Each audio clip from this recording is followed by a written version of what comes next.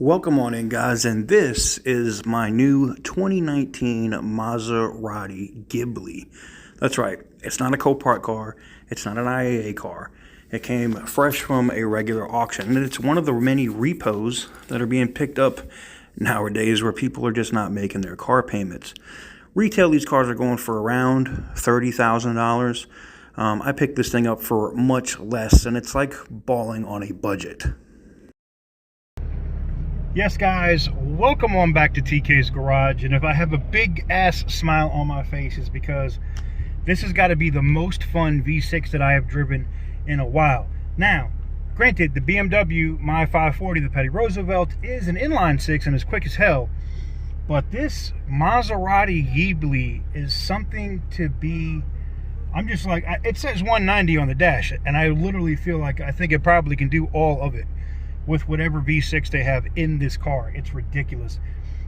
It's quick, it just runs, and it sounds amazing. It just sounds amazing. So we're gonna take this thing for a little run and whatnot, and we're gonna talk a little bit about it and what my plans are for it, and what you can expect from this car in the future. And I gotta give it a name, man, and I'm thinking Megan. I'm thinking Megan.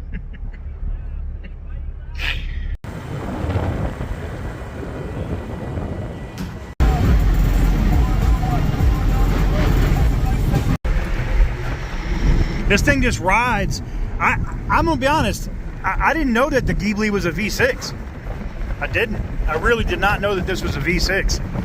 I am shocked at the power that this thing puts out as a V6. I really am. I like the way I fit in the seat. I think Megan is a good name for this. I really do. Think about it.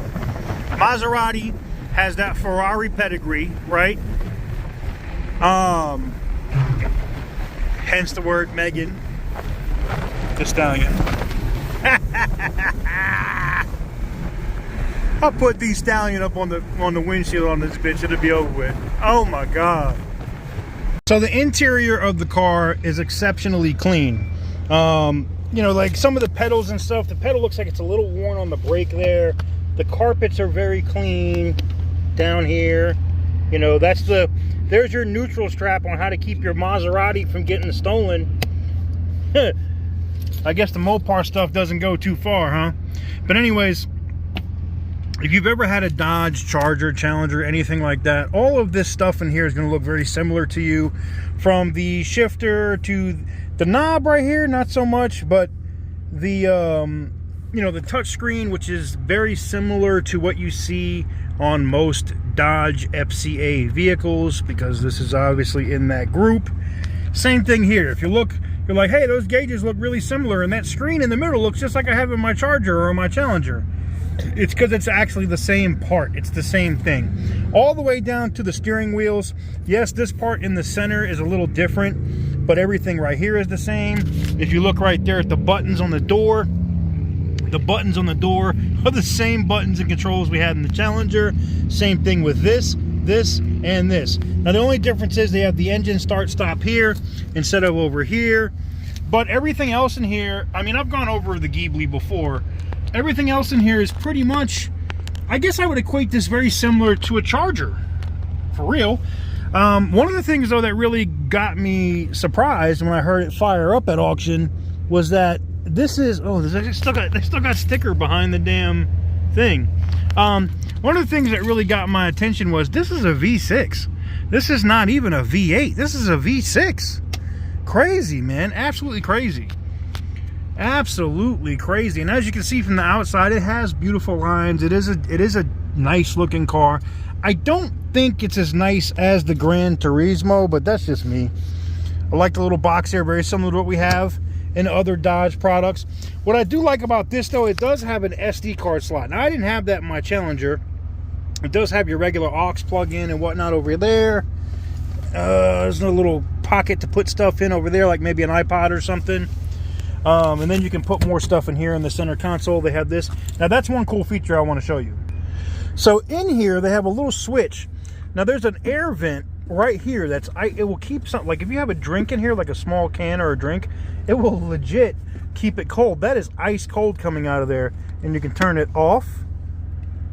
Let me see if I can zoom in over here. You can turn it off, or you can turn it on, and it keeps stuff cold in here. I thought that was super cool. Now, TK, why did you get this car? I'll tell you why I got it. The price was right. Nobody likes these cars because they are, I guess, maintenance nightmares. I mean, hence the BMW. But where the BMW is going to be in the shop for a while, I figured, why not have something different? Switch it up a little bit. Everybody's on to me now because of all the BMW stuff that's coming in between ordering the i4 and the iX to having the 540 and then having the M5 lease. Everybody's like, oh, you went all back to BMWs again. So I figured we'd switch it up a little bit.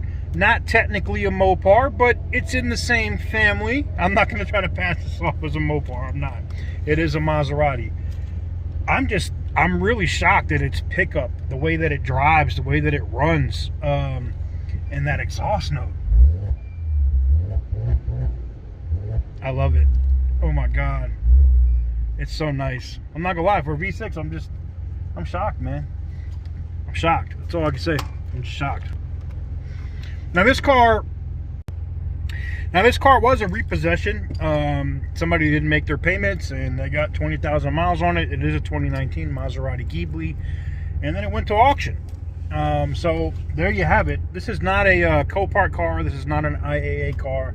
This is a good old-fashioned Mannheim car. Now, it's not perfect on the outside. I'll go over some of the stuff.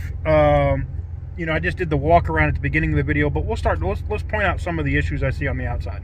And pardon the wind noise, guys. Doing the best we can out here today. No mic with me. We got a little bit of a ding right here in the body. No major scratches or scrapes that jump right out at you. The rims have a little bit of a stain or like hard water spotting on them. You can see that better a little bit right here. And I'm hoping that's going to come out. We'll see. I'll hit that thing. We'll try to polish them up. But outside of that, not too much in terms of damage, except for this right here. Looks like they had a license plate bracket or something in here at one point, and it got tore out. The grill and everything looks good. But yeah, we'll have to get that addressed. Lights all work. And I've looked, I don't really see any, like, I looked at it obviously at the auction. I didn't see anything. The brakes are good. I checked that. No lip or nothing in the rotors. There's plenty of pad left in there. And like I said, really no scratches, no issues, no nothing. I mean, everything up top, all the way around, she's really clean. Now, it looks like there's some fuel stain. See this here where it like ate up the clear coat? I'm hoping that that's addressable, that we can get that off of the paint. See this? It might buff out, actually. That actually might buff out and not affect the paint. That'd be good. But outside of that, she's pretty good. She's pretty good.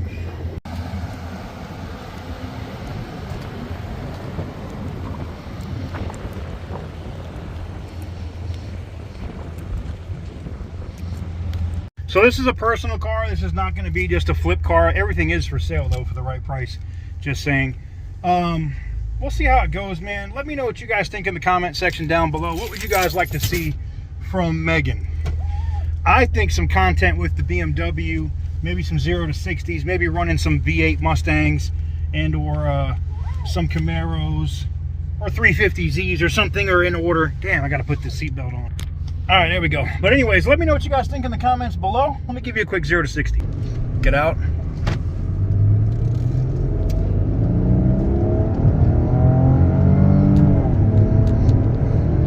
Woo! And this thing does have the same 8-speed transmission probably that the damn BMW and automatic Challengers and Chargers have. I bet you it's got a ZF transmission in it. But she cruises. She's nice and quiet at 70, super luxurious, super, I mean, it feels really good even in manual mode. Even if I drop her into drive, she just runs, man. This thing is really nice. Really, really nice. Well, anyways, guys, I wanted to introduce you guys properly to Megan. You probably saw the Jay-Z music intro version, but I wanted to get you guys introduced to Megan appropriately. So there you have it. You'll see her from time to time on occasion here on the channel. It's not going to be a daily driver. It will be something that I drive once in a while when I just want to have something nice. But yeah, we got a second whip to go with the BMW out here for the West Coast. And I got to get a truck. I got to get a truck, man. I got to get a truck. What do you think was going to happen when the Snow Bunny left, right? You thought I was going to leave y'all hanging? A couple of bit. I told you. The content was coming.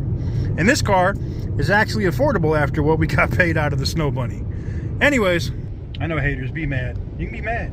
I'm coming back with a vengeance. I mean, I'm not overdoing it. I know y'all gonna say, TK, you're not back to 100% yet. Don't overdo it. I'm not. But I'm also just doing my thing. But anyways, let me know what you guys think in them comments down below. Stay tuned for more videos and more content from Megan Thee Stallion. Coming soon.